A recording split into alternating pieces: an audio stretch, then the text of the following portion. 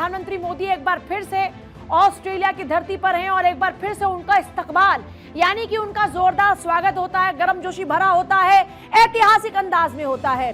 और ये सिर्फ किसी राष्ट्राध्यक्ष के सम्मान का ही दृश्य नहीं बल्कि उस भरोसे और मजबूत होती साझेदारी की तस्वीर थी जो पिछले एक दशक में भारत और ऑस्ट्रेलिया के रिश्तों की पहचान बन चुकी है। तो प्रधानमंत्री मोदी और ऑस्ट्रेलियाई प्रधानमंत्री की जब बात होती है एंथनी अल्बनीज की, दोनों की मुलाकात की तस्वीरों को अगर आप देखते हैं तो ये शानदार बॉन्डिंग आप समझ पाएंगे जिसने सबको अट्रैक्ट किया। बेहद गर्म जोशी के साथ हाथ मिलाना, मुस्कुराना, बातचीत करना, एक दूसरे को गले लगाना और हर मंच पर एक दूसरे के प्रति सम्मान का भाव। इन तस्वीरों ने साफ संदेश दिया कि भारत और ऑस्ट्रेलिया की दोस्ती अब सिर्फ दस्तावेजों तक सीमित नहीं बल्कि दोनों ही नेताओं की मजबूत व्यक्तिगत समझ और भरोसे पर भी टिकी हुई है। प्रधानमंत्री मोदी 3 दिवसीय ऑस्ट्रेलिया दौरे पर हैं और इस दौरान आज उन्होंने मेलबर्न में भारतीय समुदाय को संबोधित किया और इसी दौरान में मेगा शो में 30,000 भारतीयों के बीच ऑस्ट्रेलियाई पीएम अल्बनीज भी मौजूद रहे। पूरा स्टेडियम मोदी मोदी के नारों से गूंज उठा। एंथनी अल्बनीज ने पीएम मोदी का जोरदार स्वागत किया, न केवल हैंडशेक किया बल्कि दोनों एक दूसरे को गले लगाकर अभिवादन भी करते हुए नजर आते हैं। इस दौरान एंथनी अल्बनीज ने पीएम मोदी को ऑस्ट्रेलिया का सच्चा दोस्त बताया। अल्बनीज ने कहा कि ये दो बड़े लोकतांत्रिक देशों की दोस्ती का जश्न है। Over the years, this stadium has seen some loud and legendary events, and none more significant than this. The energy that we feel in here tonight defines the Australia-India partnership. It is an enthusiasm and a dynamism that drives the positivity and promise of our two nations and peoples. As Prime Minister, I have twice had the great privilege of visiting India. प्रधानमंत्री मोदी ने अपने संबोधन के दौरान जोरदार स्वागत के लिए ऑस्ट्रेलियाई प्रधानमंत्री का शुक्रिया अदा किया और कहा कि मेलबर्न में भारतीय समुदाय के बीच आकर वो सम्मानित महसूस कर रहे हैं। इस कार्यक्रम को ब्लॉकबस्टर बताया और कहा कि भारत आज विकसित होने के लक्ष्य पर काम कर रहा है। ग्रो मोर, अचीव मोर हमारी प्रेरणा है, प्रधानमंत्री मोदी इस मौके पर कहते हैं। और इस दौरान ऑस्ट्रेलिया के विकास में भारतीयों का बड़ा हाथ है, इस बात का जिक्र भी उन्होंने किया। आज मैं कहता हूं, एक सपने से जन्मे दूसरा सपना, सपने जन्मे हजार।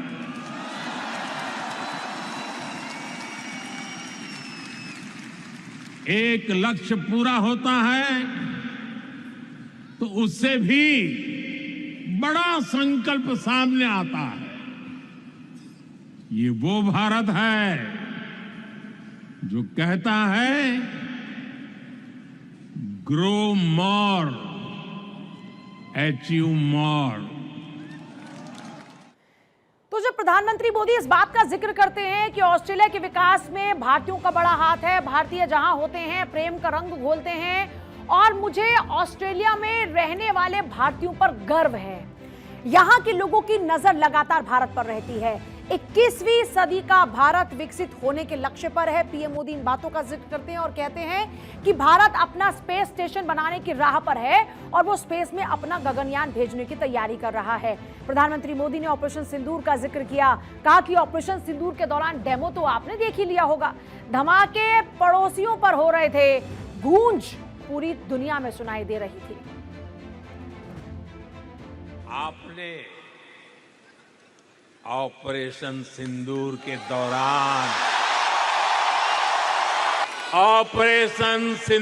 दौरान डेमो तो देख ही लिया होगा। धमाके आतंकियों के अड्डों पर हो रहे थे और गूंज पूरी दुनिया में सुनाई दे रही थी। भारत और ऑस्ट्रेलिया तेजी से संबंध को प्रगाढ़ कर रहे हैं और इसकी तस्दीक इस बात से हो रही है कि आज जब पीएम मोदी और एंथनी अल्बनीज तीसरी वार्षिक शिखर बैठक में हिस्सा लेते हैं तो दोनों ही देशों के बीच कई अहम समझौते होते हैं। अब बात करते हैं समझौतों की, तो शांतिपूर्ण उद्देश्यों के लिए ऑस्ट्रेलिया यूरेनियम सप्लाई करेगा, पहला समझौता। फिर क्रिटिकल मिनरल्स पर दोनों देशों के बीच डील होती है और इसके साथ ही एलएनजी, कोयला और डीजल पर भी दोनों देशों के बीच समझौता होता है। फिर जो भारतीय तटरक्षक हैं, ऑस्ट्रेलिया मैरीटाइम बॉर्डर कमांड के बीच में भी एमओयू हुआ है। ईसीटीए को आगे बढ़ाकर सीईसीए पर काम करना है। साइबर सुरक्षा, एआई, क्रिटिकल टेक्नोलॉजी और सप्लाई चेन साझेदारी। गगनयान मिशन में भारत को मदद करेगा ऑस्ट्रेलिया यूनिवर्सिटी के कैंपस भारत में खुलेंगे। संयुक्त रक्षा और सुरक्षा की घोषणा, ये महत्वपूर्ण वो एमओयूज हैं जो हुए हैं दोनों देशों के बीच, इन पर सहमति बनी है। पीएम मोदी और अल्बनीज की मुलाकात के बाद दोनों देशों के रिश्तों को नई ऊंचाई मिली। दोनों ही नेताओं ने कई महत्वपूर्ण समझौतों पर दस्तखत किए, जिनमें सबसे चर्चित सिविल न्यूक्लियर एनर्जी समझौता। न्यूक्लियर एनर्जी के क्षेत्र में आज हमने एक महत्वपूर्ण समझौता किया है। इससे ऑस्ट्रेलिया से भारत को यूरेनियम सप्लाई का मार्ग खुलेगा और हमारे क्लीन एनर्जी के उद्देश्यों को नई ताकत मिलेगी। क्रिटिकल मिनरल्स में हमारा सहयोग हमारी स्ट्रेटेजिक सिक्योरिटी और क्लीन एनर्जी ट्रांजिशन के लिए महत्वपूर्ण है। इसी सोच के साथ आज हमने Australia India partnership on cyber यानी एआई पैक्ट की पहल ली है। हम मिलकर क्रिटिकल मिनरल्स कॉरिडोर पर भी काम करेंगे। और ये डील सिर्फ दो देशों के बीच नहीं बल्कि वैश्विक स्तर पर न्यूक्लियर गेम प्लान को बदलने वाली साबित हो सकती है। ऑस्ट्रेलिया अब दुनिया का सबसे बड़ा यूरेनियम उत्पादक देश और अब भारत को वहां से व्यावसायिक रूप से यूरेनियम मिल पाएगा, जो भारत के न्यूक्लियर पावर प्रोजेक्ट्स को नई गति देने वाला है। अब बिजली उत्पादन की बात करें, या भारत की निगाह क्यों है, तो देखिए बिजली उत्पादन की हम जब बात करते हैं तो 8.78 गीगावाट, इधर 2024 से 2547 तक का लक्ष्य क्या है, यहाँ पर इसको और ज्यादा बढ़ाना। और इसमें भारत की नजर लंबे समय से लगातार ऑस्ट्रेलिया के यूरेनियम भंडार पर रही। विश्व की कुल आपूर्ति का जो लगभग 28% है वो यहीं से होता है। 2024 में 24 से 25 की बात करते हैं तो यहाँ इतना प्रोडक्शन हो रहा है। 47 तक देखिए, ये जो यहाँ पर आप 8.78 देख रहे हैं, इसको 100 गीगावाट तक बढ़ाने का लक्ष्य रखा गया है। परमाणु ऊर्जा क्षमता के लक्ष्य को पूरा करने में इससे मदद मिल पाएगी। ऑस्ट्रेलिया अपने शीर्ष साझेदार चीन पर निर्भरता से परे व्यापार में विविधता लाने की कोशिश कर रहा है। अब ऑस्ट्रेलिया से न्यूक्लियर डील क्यों काफी अहम मानी जा रही है, क्योंकि एक दौर वो था जब ऑस्ट्रेलिया भारत को यूरेनियम बेचने की कल्पना भी नहीं करता था। परमाणु अप्रसार के नाम पर भारत के लिए उसके दरवाजे बंद थे, लेकिन वक्त बदला, दुनिया बदली। सबसे बड़ी बात यह है कि भारत की वैश्विक हैसियत बदल गई है और आज वही ऑस्ट्रेलिया भारत के साथ यूरेनियम सप्लाई करने के लिए तैयार है। यह बदलाव केवल नीतियों का नहीं बल्कि भारत की बढ़ती रणनीतिक ताकत और वैश्विक प्रभाव का प्रतीक है, क्योंकि जब मोदी 2014 में देश की कमान संभालते हैं तो पहली बार ऑस्ट्रेलिया से 2014 में परमाणु सहयोग समझौते पर हस्ताक्षर हुए और अब इस राह पर तेजी से भारत लगातार आगे बढ़ रहा है। अब देखिए, बात है कि ऑस्ट्रेलिया से दुनिया का चौथा सबसे यूरेनियम क्यों, और देखिए इसमें बात आती है कि एक तो बड़ा उत्पादक देश है, 2070 तक भारत नेट जीरो पर पहुंचना चाहता है। इसके साथ ही जो कार्बन उत्सर्जन का लक्ष्य है, हम उसको लेकर चल रहे हैं कि जो कार्बन उत्सर्जन का लक्ष्य है इसमें हमें इसको और माइनस में करना है। इस लिहाज से बहुत ही खास हो जाता है। भारत ऑस्ट्रेलिया के अलावा भी कई देशों के साथ में यूरेनियम खरीद रहा है। ये 5वां देश होगा जहां से हम यूरेनियम खरीदने वाले हैं। अब किस देश से हम कितना यूरेनियम अभी लेते हैं वो कुछ ग्राफिक्स के जरिए आपको समझाते हैं। जैसे सबसे पहले कजाकिस्तान की बात आती है, तो अभी हम कहां से ले रहे हैं, 40 to 50% जो हमारा यूरेनियम है वो हम कजाकिस्तान से लेते हैं। इसकी खास बात क्या है, भारत का सबसे बड़ा जो विदेशी यूरेनियम स्रोत है वो कजाकिस्तान है। सेकंड नंबर पर आता है कनाडा, 20 से 30% हम कहां से लेते हैं अभी, कनाडा से। और फिर 2015 के समझौते के बाद में जो आपूर्ति है वो यहां पर बढ़ गई। अब कनाडा के बाद में बात आती है रूस की, तो 10 से 15% हम कहां से ले रहे हैं, रूस से। भारत का पुराना रणनीतिक साझेदार भी है रूस। ऐसे ही आता है नेक्स्ट उज्बेकिस्तान, तो करीब 10% से 15% यहां पर हाल ही के वर्षों में आपूर्ति बढ़ाने वाला देश है। और इसलिए खास हो जाता है कि पिछले कुछ सालों के मुकाबले अभी जो तादाद है वो थोड़ी सी बढ़ी है। कुल मिलाकर अगर देखा जाए तो ऑस्ट्रेलिया से यूरेनियम डील कर भारत ने दुनिया को एक बड़ा मैसेज दिया है, क्योंकि यह डील न्यूक्लियर सप्लायर्स ग्रुप की सदस्यता ना होने के बावजूद भारत की एक बड़ी उपलब्धि है।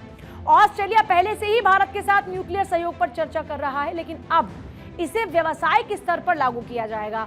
भारत के न्यूक्लियर प्लांट्स को ईंधन मिलेगा, बिजली उत्पादन बढ़ेगा, कार्बन उत्सर्जन कम होगा, जो हमारा फोकस भी है। डील वैश्विक न्यूक्लियर गेम प्लान को कैसे बदल सकती है, आइए कुछ ग्राफिक्स जरिए आपको फिर समझाते हैं।